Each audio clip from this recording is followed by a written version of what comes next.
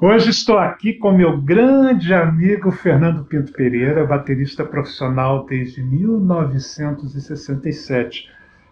Foi aluno de Edgar Nunes Roca, o Bituca, de Wilson das Neves e de mestre Tatá. É formado em licenciatura em música pela Unirio, tocou na orquestra da Rede Globo de Televisão, na Estácio Rio Jazz Orquestra, entre outras.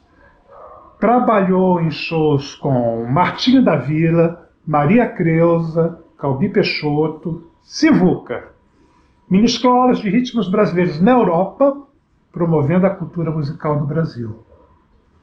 Fernando lançou o álbum Brasil Instrumental com o Fernando Pereira Quarteto e atualmente lidera o projeto Brasilidades, que celebra bossa nova e MPB, combinando canções, poemas e encontros, trazendo novas interpretações e experiências musicais. Tudo bem, Fernando? Tudo bem, graças a Deus. Olha, Tudo muito bem. obrigado de ter aceito o convite para esse encontro, para essa entrevista. Eu é que agradeço porque é uma oportunidade excelente sejada por você, que é um amigo de longa data, para que eu registre minhas atividades e alguns pontos de vista pessoais. Como você vê a evolução da música brasileira desde o início da tua trajetória até os dias de hoje? Bem, eu vejo assim com muito otimismo, porque os sistemas, a educação, a pedagogia, ela foi sendo acessível, foi ficando acessível para os músicos profissionais, para os jovens que queriam ser músicos e para os adultos que já eram músicos e não tinham acesso aos recursos de educação que foram chegando aqui para o Brasil aos poucos. E isso ensejou a interação da cultura brasileira com a cultura do resto do mundo. Então, eu acho sensacional e acho um caminho que não tem volta. E o céu é o limite, porque o talento brasileiro também não tem limite. É isso. Fernando, quais momentos da tua carreira foram mais desafiadores? Que momentos você sentiu que teria que colocar um esforço suplementar para, como a gente diz, né, segurar a peteca? Os momentos mais desafiadores são os momentos ritualísticos, né? São aqueles momentos que você apresenta o que você preparou para chegar a um determinado momento. Por analogia, seria como aquele atleta que treina 4 anos para poder chegar na Olimpíada. Aquele dia da Olimpíada é o dia desafiador. 4 anos para correr 10 segundos. Por aí.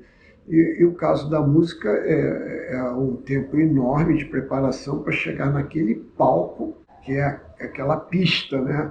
A pista do músico é o palco. Na hora do palco é aquela hora desafiadora em que ele consagra, né, o conhecimento adquirido. São momentos como, por exemplo, você gravar com um grande ídolo que você sempre viu pela televisão e de repente você está do lado dele com a responsabilidade de corresponder à expectativa que ele depositou em você, né? Então esses são os grandes momentos desafiadores. Outros, como você tocar numa grande orquestra, num trabalho de alto nível de dificuldade que você nunca enfrentou antes, são os desafios dos performáticos, né? Você não consegue ficar naquela alta performance o tempo todo. Então, você tem que fazer um planejamento de aumento gradual da sua performance até chegar no ápice. E isso aconteceu em horas de gravação, em horas de shows, né? Programas de televisão mesmo, com a Rede Globo, que era um trabalho de projeção imenso. Os concertos com Sivuca na Europa, em templos do jazz no Brasil, no mundo inteiro. E eram momentos muito marcantes, os momentos mais desafiadores. Inclusive, eu vou aproveitar, falando de Rede Globo de televisão, de momentos assim. Tem um vídeo, inclusive eu vou colocar o link do vídeo aí nos comentários e vou colocar um trechinho aqui para vocês verem. Aquele vídeo que você fez com o Bituca, tem você, o Bituca e o Chico Batera. Na Rede Globo de televisão, foi nos anos 70. Tem a Rosinha de Valença. Ali tem os maiores músicos brasileiros. Você poderia falar um pouco desse qual foi o intuito da Rede Globo naquela época de mostrar a orquestra, não é? Naquela época a Rede Globo fez um programa chamado Esses Músicos Maravilhosos. Olha. Foi uma homenagem ao músico brasileiro que a Rede Globo fez, onde constavam os músicos mais emblemáticos do Brasil. E eu, humildemente, o novo funcionário da Globo, o novo baterista recém-admitido da orquestra, fui beneficiado por esse momento histórico. Dentro do naipe de bateria, eu estava ali naquele hall. É um dos momentos desafiadores. Começa com um solo de 3 baterias, né? Isso. E, seguindo com o mesmo assunto, tem alguma colaboração, trabalho, um projeto que tenha sido especial para você? Homenagem a Luiz Gonzaga, um projeto da Caixa Econômica Federal chamado Asa Branca. Era uma homenagem aos maiores ícones da música nordestina, da sanfona, né? Certo. Extensivos ao Borguetinho, que é a gaita de Ponta do Sul, né? A cabeça de chave assim, desse projeto era o Dominguinhos, o autor do projeto, mais o Sivuca, mais Oswaldinho do acordeon, meu ídolo também, e Chiquinho do acordeon também, Borguetinho, são ícones do acordeon no Brasil, né? Que o Sivuca sempre falava nos shows que 30 milhões de nordestinos chamam o acordeon de sanfona. E essa homenagem foi assim muito marcante para mim, porque eu fiquei 1 ano trabalhando com eles, o baixista Arismar do Espírito Santo, o guitarrista do quarteto novo, Heraldo do Monte, obrigado, mas a turma do forró de pé de serra do Dominguins. Foi 1 ano assim, de muita realização pelo Brasil inteiro. É isso, muito bom. E, Fernando, como você vê o papel da educação musical? Bem, o papel da educação musical é fundamental para desenvolver os cidadãos de cada país, né? Por exemplo, se a escola for na França, se a escola for na Inglaterra, no Brasil não é diferente. Vai desenvolver a personalidade do indivíduo, vai aumentar a capacidade cognitiva dele, no intuito dele se tornar um cidadão com plenos recursos de vida, com boa qualidade de vida. Agora, do ponto de vista profissional, para além dessa formação da cidadania, o músico profissional ele adota viver de um sacerdócio. É um verdadeiro sacerdócio, porque ele sai com a viola debaixo do braço pelo mundo afora e ele vai viver do que ele consegue sensibilizar o próximo, né? Ele sensibiliza o próximo e vai angariando os recursos para a sua subsistência, depois para a sua sobrevivência e alguns para o seu enriquecimento. Isso aí vai depender muito da sua capacidade. Mas em todos os itens, em todos esses níveis, ele é um sacerdote, né? Como eu vi outro dia, essa semana, num texto, é um monge. Ele é um monge, e isso muito me orgulha. Então, essa questão da educação é uma questão de vivência. Por mais que tenha escolas, ela é um grande e fundamental, indispensável recurso para formar um músico. Mas se o músico não tomar esses recursos e cair na estrada, a pedra não se burila, entendeu? Ele precisa se burilar para ele se tornar, de fato, um sacerdote da música, né? Sentei numa bateria com 11 anos de idade, no início da minha adolescência, e fui caminhando de tal forma que com 16 anos eu tirei minha carteira de profissional da música no Brasil, né? A formalidade, a formalização da profissão. Eu me capacitei como profissional oficialmente.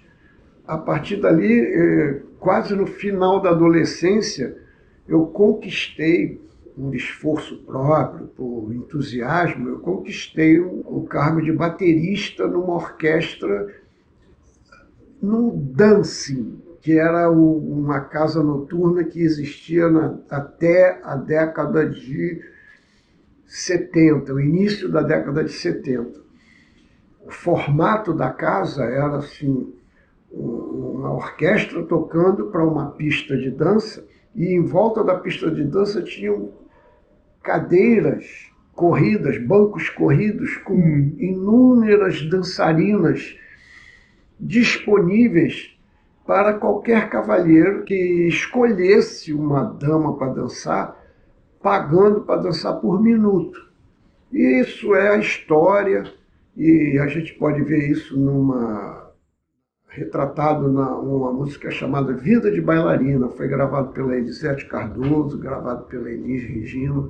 O maestro dessa orquestra era o pai do Taiguara, o Birajara Silva, um bandoneonista uruguaio, mestre exímio, um cavalheiro e um educador nato, maravilhoso. Tenho muita gratidão por ter aprendido com ele, vivido com ele e tocado um ano seguido com ele. Isso foi um start, sim, na minha vida profissional, tanto tocando em orquestra quanto iniciando a minha carreira gravando discos, que remonta a 1970 e pouco. Tal. Esse crescimento, que é o casamento do estudo com a prática, estudo e prática, eu acho que formata qualquer profissional em qualquer ramo. Não é diferente da música. Como músico, como compositor, como artista, quais são os teus planos daqui para frente? Quais são os seus planos atuais? Viver é um filme que não acaba. Só acaba quando termina.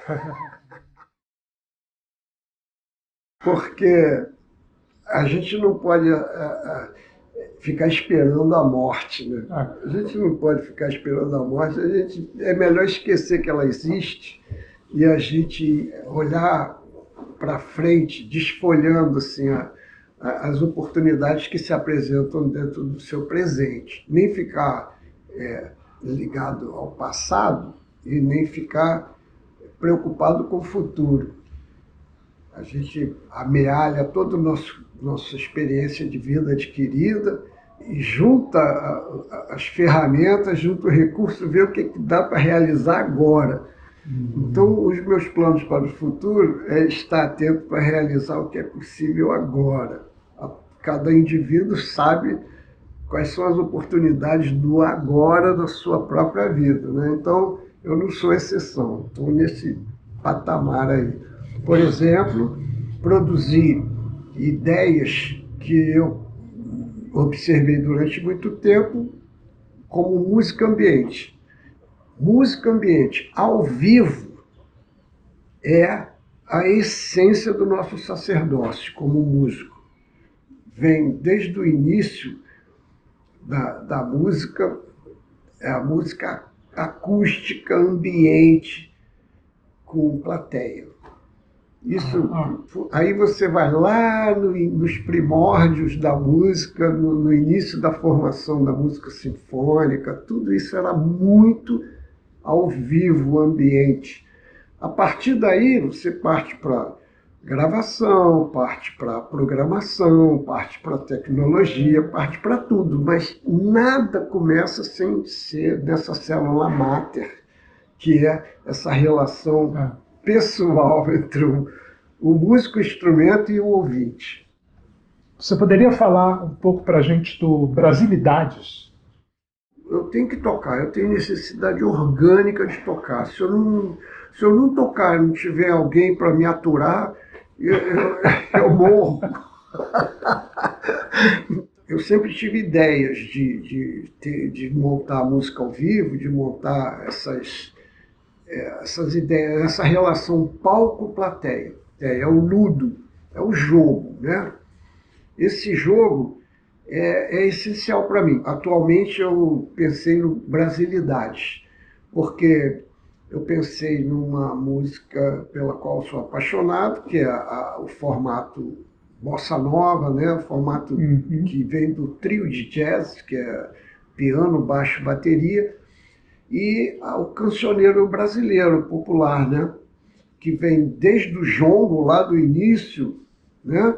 Não tem limite, passa pelo choro, pelo samba, né? Pelo primeiro samba, que aliás eu gravei com a viúva, né? do Donga. Depois veio o período da Rádio Nacional, né? Aqui no Brasil. Depois veio o período da Bossa Nova. Então eu sou um apaixonado por essa trajetória assim, da fusão da África, Brasil e França, né? Por causa do choro da escola europeia de música, e aí vem essa fusão toda. Tem o tango também. O tango também é uma história que ainda vamos aproveitar. O Brasilidades é um receptáculo, porque nós estamos numa posição de receptáculo de todas essas correntes. E a gente está devolvendo hoje o que sai da nossa memória, o que está escrito na nossa cultura, em forma de música ambiente, conforme eu falei ainda agora, de ser acústica, natural, por mais que a gente use computadores, use todos os recursos eletrônicos, a expressão é de música ambiente. A gente está no mesmo ambiente que a plateia, e a gente está se comunicando com a plateia. É a célula máter de tudo.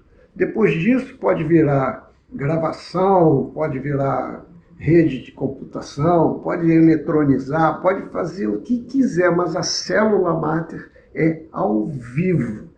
Parafraseando o evento da Agência Nacional de Propaganda, nada substitui o talento.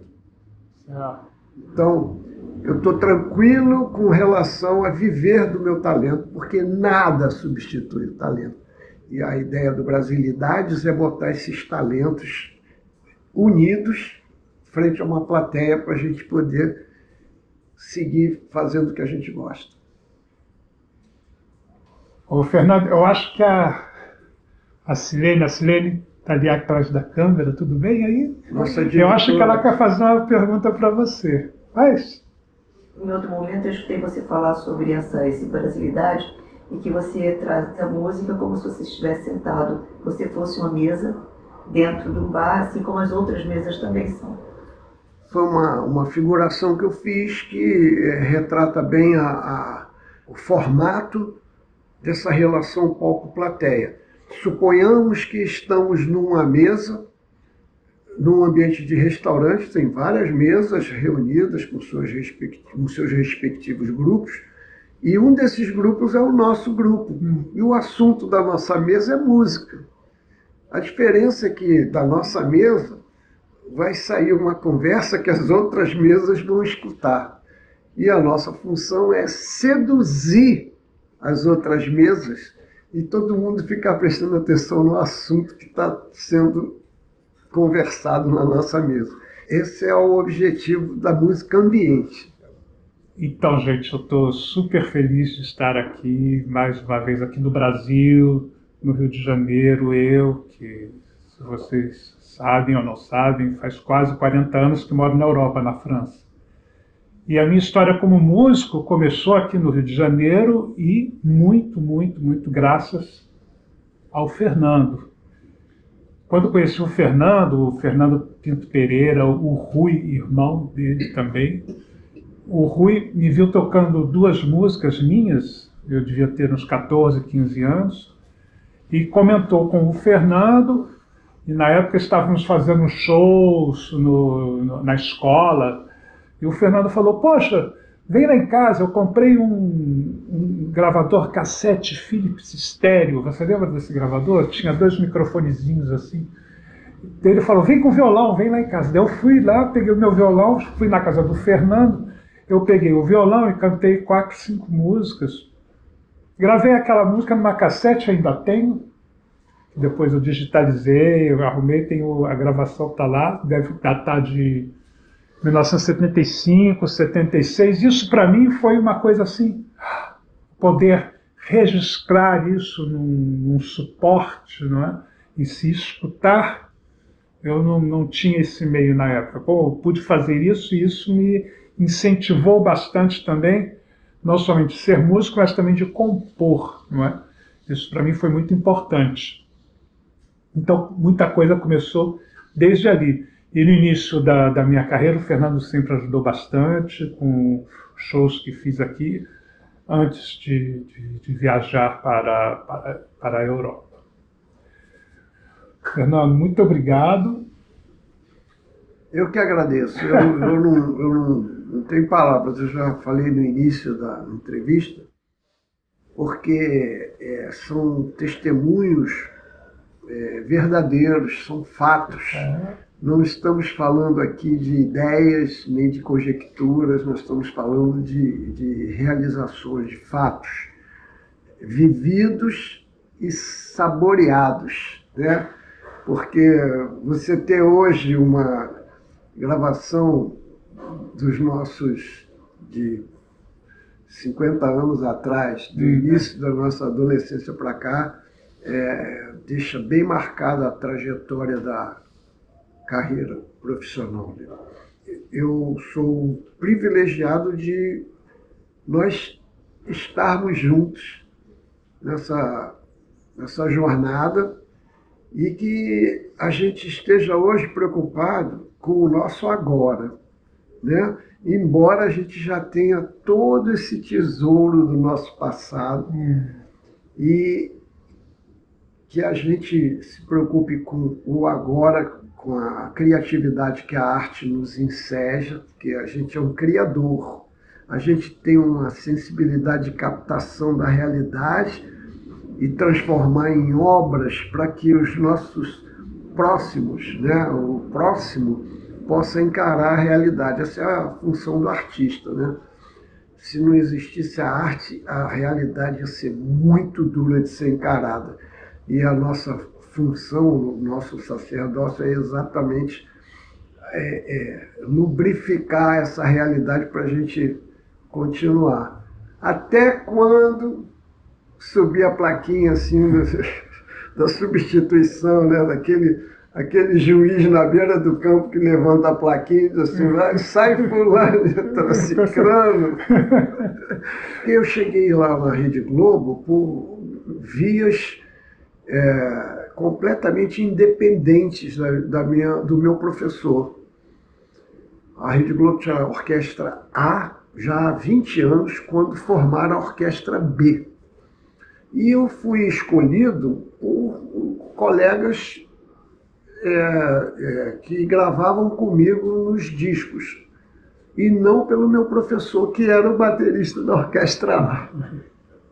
Então, quando eu cheguei na Rede Globo, foi o primeiro encontro assim, com o meu professor, aquele que, com meus 15 anos, junto com o Wilson das Neves, conforme falamos no início da reportagem,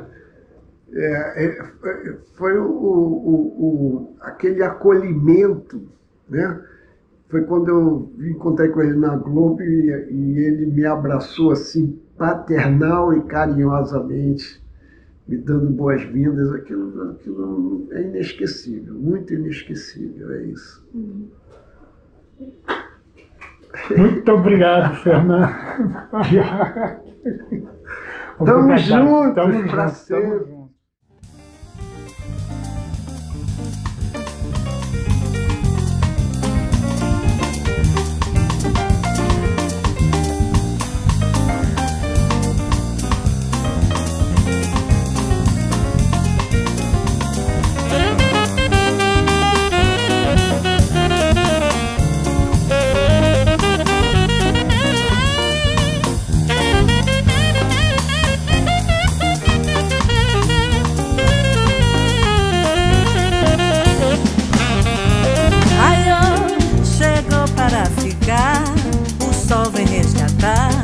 As nossas intenções, luzir, enfim resplandecer, colorir o querer, suprir os corações.